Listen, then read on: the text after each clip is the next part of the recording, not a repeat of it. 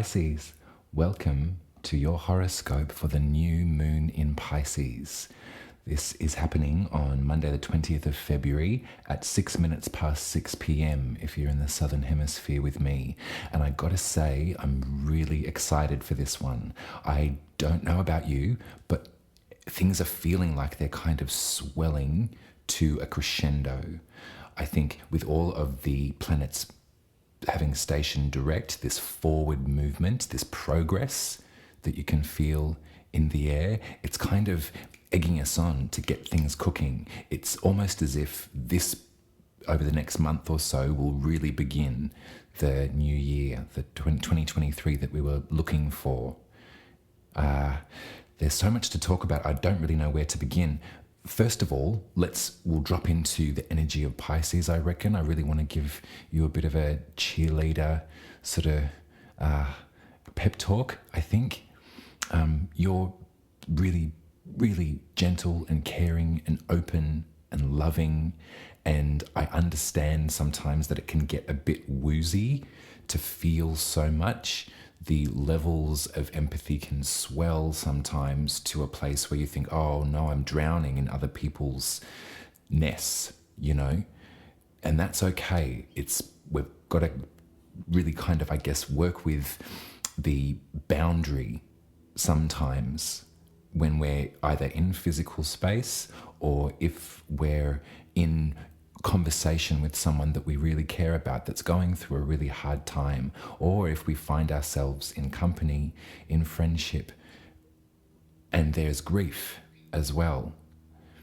I think that I have had a really remarkably interesting and at times painful, at times ecstatically beautiful week. There has been some real grief to be felt, absolutely. And there's also been a real sense of connectivity. And I think that that's really what Pisces ultimately wants to achieve, is connection. They dissolve boundaries, which is difficult because we need them to survive in this world. I think there's a difference between, I know that I've said this a million times, but I'm going to say it anyway. A boundary isn't a fortress with razor wire up the top, keeping you inside and everyone else at arm's length. A healthy boundary is actually more like a garden fence that we can see folks over and we can engage with, and we can open that gate if we need to let them in to our space. But it does keep our energy safe. It keeps us protected, because sometimes the feelings that you have, the visceral feelings I'm talking about, they're not always yours to carry. And we all have our own story. We all have our load of history that we're coping with, and different stories that we tell ourselves on the basis of the lives that we've lived, which are separate from each other. When you come into contact with folks and they're telling you their thing, or if you're really needing to be present and available for someone who is going through a very difficult time, this is when that magical boundary can be really important. When you can imagine that picket fence, that garden fence that allows you to invite the light in, the sun, allows you to see and to interact and to share, but also keeps you protected.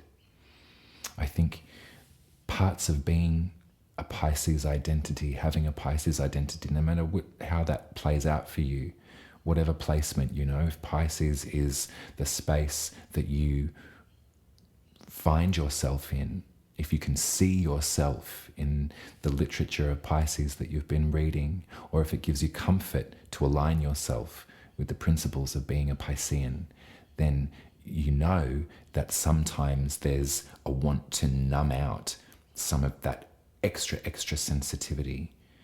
And you can do this in all sorts of different ways, but that's not a boundary that is sustainable, is it? So I think that this new moon is a chance for us to go inward. Now, this is the moment for us to really think about what our basic tenements of living are, who we are as people, and what we live by, what we stand for, what are our principles. and to write them down, and to write down all of the wonderful, wonderful things that you are, and all of the brilliant things that you hope to achieve and develop and work on in your life moving forward. This is the moon for you. It's going to be dark, so we're going to be using our instincts. We're going to be using our magical instincts to work with this one.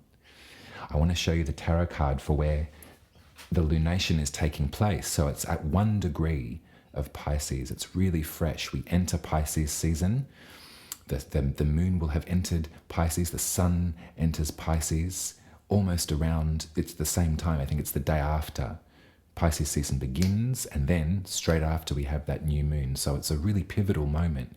The 1st degree of a sign is cause for comment. There's a great deal of initiation that happens in the 1st degrees of a sign.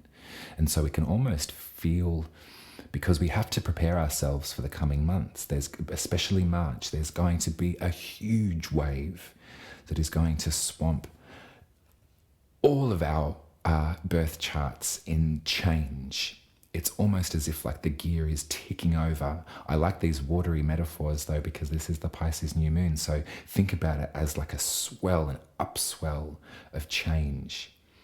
And so the 1st degree of Pisces in the tarot is represented by the 8 of Cups. You know, this is initiation in a card. This is an individual going out to seek the cup that's missing. They're there on the shoreline with their collection, what they've found so far, what they've learned so far, all of those emotional lessons. And they recognize that there is one missing right here. So they journey forward and they go out and seek that 9th cup.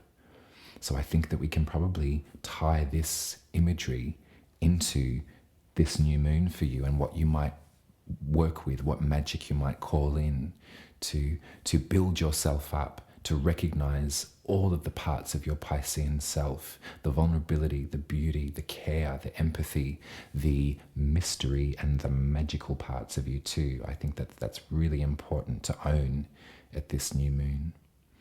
Now, there's also some great support in your 12th house, which is happening, my Pisces risings. So Mercury has entered Aquarius, and they're at 12 degrees at this lunation, and they're forming a trine with Mars in Gemini. And I find that to be really helpful. We can wave goodbye to Mars in Gemini, I think on March the 25th. So we've got a little while yet to wait. It's sort of the last cab off the rank to move in this big deluge of changes.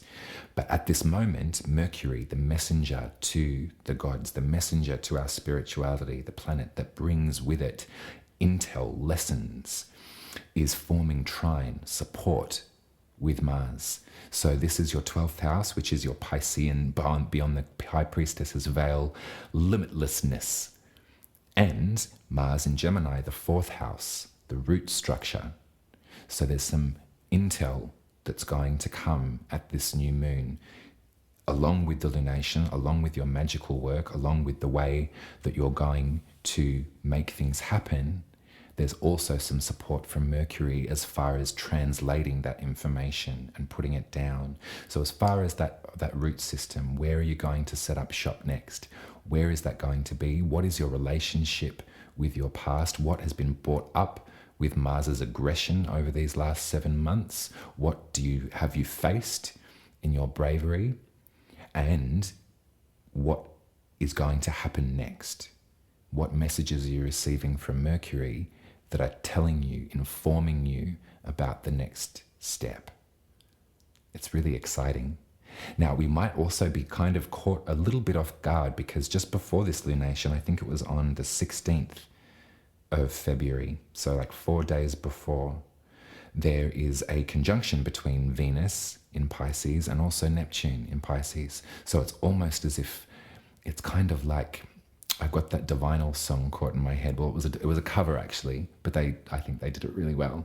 You know that Love Is a Drug song? Oh, catch that buzz. Love is a drug. I'm thinking of. It's that, you know, that kind of like, yeah, like there might be something that catches you off guard, and sort of you might be going down a garden path with something. There might be a bit of glamour happening that stupefied you right before this moon.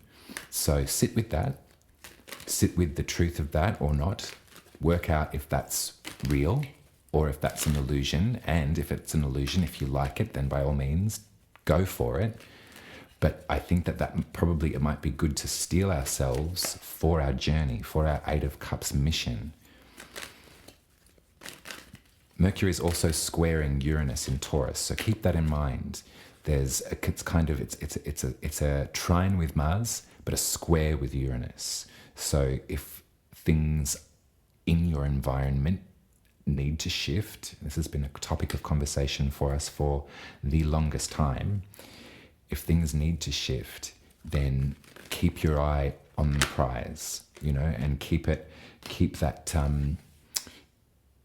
that metamorphosis that you've been toiling away at, keep that in your energy, I think.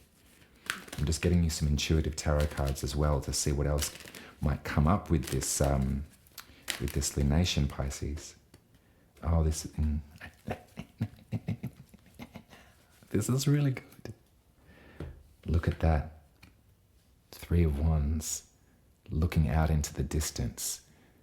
Magical tools, check, in place, ready to go. Plan drawn up. Objective spotted. And Cat Power's here with us again. The King of Swords, I might say.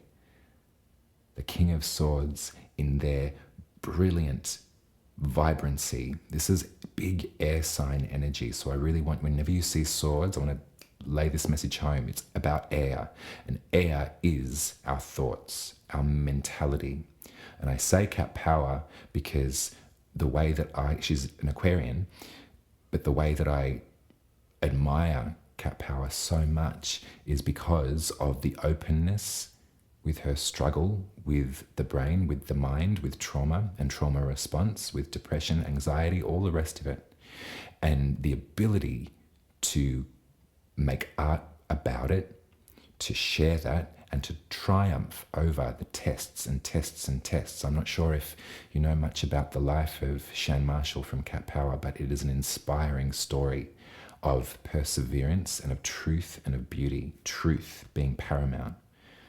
Chan has a brilliant social media presence, consistently updating with the causes that we all need to learn about and hear about in terms of equity, justice, right relationship, in terms of the unfairness, perhaps, of the paradigm that we're all living under now. This is really nice energy, and this could be someone in your environment too. This could be someone that is an air sign that's in your environment, that is supportive in that way, that has the nous, has the brain to think things through rationally, to actually get out the pen, sharpen it. Well, you don't sharpen a pen. Ink could go everywhere. Sharpen the implement and chart out the map. I also have the Nine of Swords in reverse. This is triumph of the mind, Pisces. This is really brilliant. I see all of those anxieties, those stresses. I see them, and I see that you've seen them too. They're stacked up. It's kept you up at night. But you've triumphed over this, perhaps with a little help from this King of Swords. Perhaps this could be therapy as well. And if it is, I'm so proud of you. That is brilliant. Well done for making the investment into your well-being and surmounting the pressure of a busy mind. This new moon in Pisces I've got goosebumps all over me, and it's all for you. I'm so proud of you, Pisces. We've come to this, and it's just about to get really interesting. We're nearly at March, but I think before we get there, let's really wallow in our depth. Let's wrap ourselves in our magic. Let's swim with the fishies. Let's swim with the mermaids. Let's braid our hair. Let's invent our reality together. I'm really, really looking forward to it. And I hope that this reading was nice for you. And I hope that you can really, really meditate on this card in particular, I think, Pisces, if you're a tarot reader, if that's something that you respond to, if you have your own deck, really get out the Eight of Cups, and put it under your pillow the night of the Pisces new moon, because this is the beginning of a brand new, bold adventure. You're going out to seek something and to bring it back. And that's powerful. I adore you. All right. I'll be with you in mind, body, and spirit. I tell you what, I'm going to be saying my prayer. It's going to be a ritual that night, and it's going to be really beautiful. We're going to make things happen. We're going to rectify this Mars in Gemini, and we're going to prepare for the tidal wave of shifts that are coming in March together, you and me. All right, head to umaruby.com, book yourself a birth chart reading. You can find that via the readings page. There's 5 options. I would suggest the spirit reading if you've never had one with me. That's one where we go really deep into the soul's intention. And tip money is always much appreciated at buymeacoffee.com/umaruby. I've just published some zines over the weekend. I've got a couple left. So if you wanted to read my letters to the galaxy, write me a comment and we'll figure out how I can get you one. Sign up to my newsletter as well at my website, umaruby.com. All right, I think I've got all of that out of the way. Much love and magic. My mum gave me this for my birthday. Isn't it beautiful? I'll speak to you in 2 weeks for the full moon in Virgo, 7th house, relationship release. We're going to look forward to that one. Bye, Pisces. I love you.